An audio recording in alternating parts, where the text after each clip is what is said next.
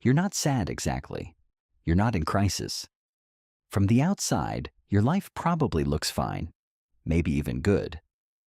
You have things. You have people. You have a routine that moves you from one day to the next without anything going badly wrong. But something is missing. And the most disorienting part isn't the missing thing itself. It's that you can't identify what it is. You can't point to the gap and name it. You just know that the version of yourself moving through your days feels somehow disconnected from the version of yourself you thought you'd be by now. Like you've drifted somewhere you didn't consciously choose, and the distance between where you are and where you feel like you should be has been quietly growing for longer than you've wanted to admit. And when you try to explain it to someone, if you even try, the words come out wrong, because nothing is actually wrong, which somehow makes it worse. Here's what most content about feeling lost gets completely backwards. It treats the feeling as a problem to be solved by finding the right direction. Pick a goal. Make a plan. Get moving. And that advice isn't wrong exactly, but it skips the step that actually matters, because feeling lost is not primarily a navigation problem. It's a disconnection problem. And the difference between those two things determines everything about what actually fixes it. By the end of this video, you're going to understand exactly what that disconnection is, where it came from, and what fast genuinely means when it comes to finding your way back. Let's get into it. What feeling lost actually is. The conventional story about feeling lost goes something like this. You don't have a clear enough vision for your future. You haven't found your purpose yet. You're not working towards something meaningful, and the solution, therefore, is to figure out what you want, to clarify your goals, to find your passion, to build a roadmap, and start following it. That framing sounds logical. It's also, for the majority of people, who feel genuinely lost, completely unhelpful, because it assumes the problem is a missing destination. And most people who feel lost aren't struggling to identify where they want to go. They're struggling to feel connected to themselves clearly enough to know what wanting even feels like anymore. Psychologists who study identity and well-being describe this experience using a concept called self-concept clarity. The degree to which your sense of who you are is clear, consistent, and stable across different contexts and different moments in time.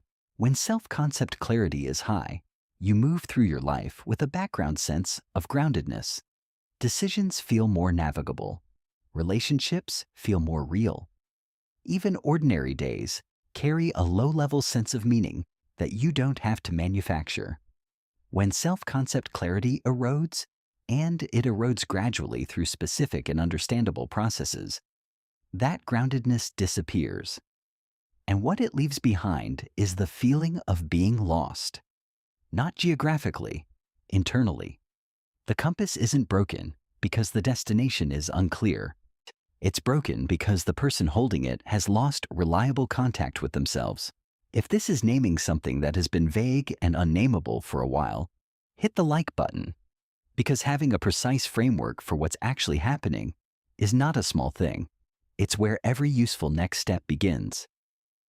How the disconnection happens. This is the part that tends to matter most to people, because it answers the question underneath the question, how did I get here? Not in a blaming sense, in the sense of genuinely needing to understand the process, because understanding it removes the shame that makes it harder to address.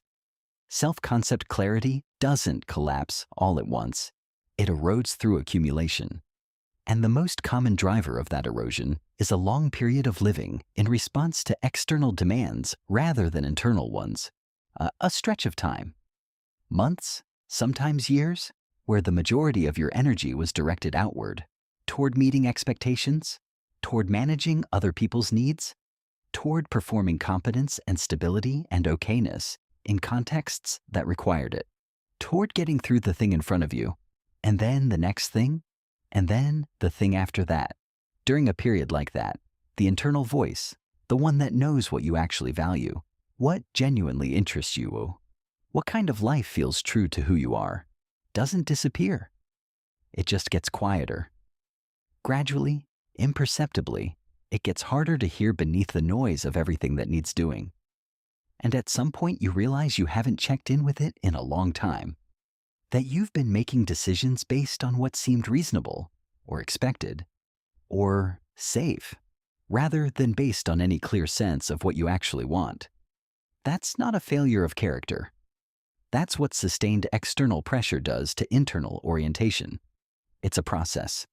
And processes can be reversed. The villain you didn't see coming. Here's something worth naming directly, because it doesn't get named nearly enough.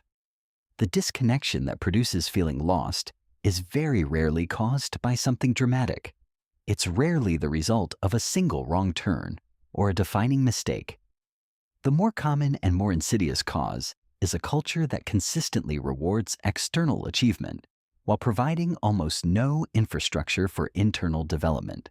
You were taught, thoroughly, repeatedly, across every institution you moved through, how to perform, how to meet standards, almost how to produce the things that get evaluated and approved.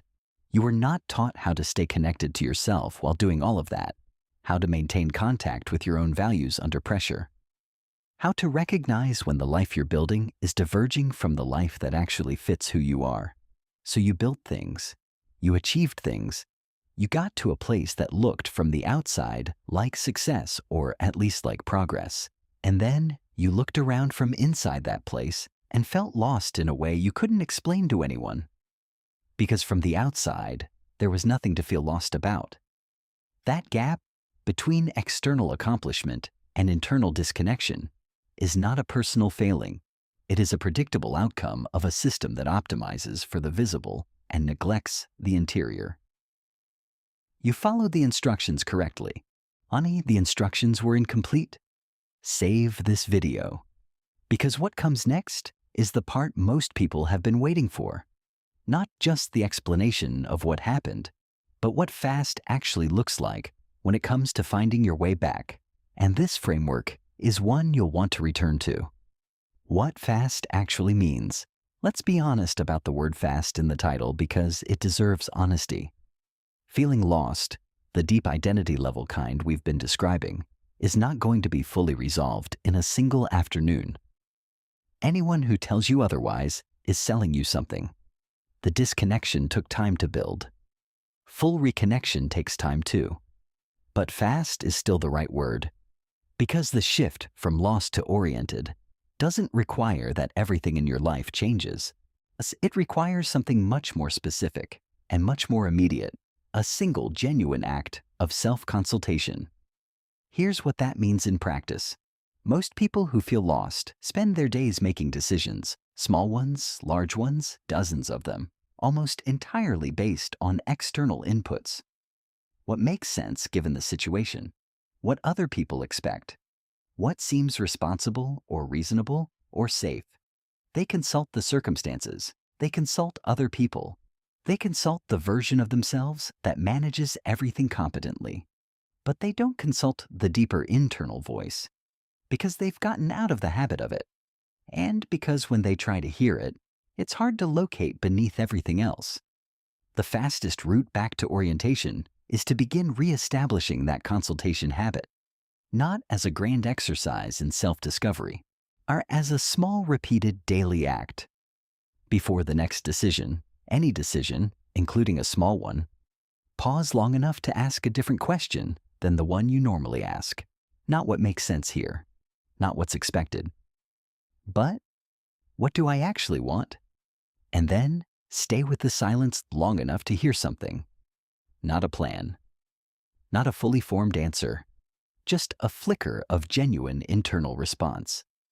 The slight lean toward one option or away from another that comes from somewhere below the level of logic. That flicker is the compass. It's still there. It got quiet. It didn't disappear. And every time you consult it and act on what it says, even in a small way, the signal gets a little stronger and you get a little more oriented.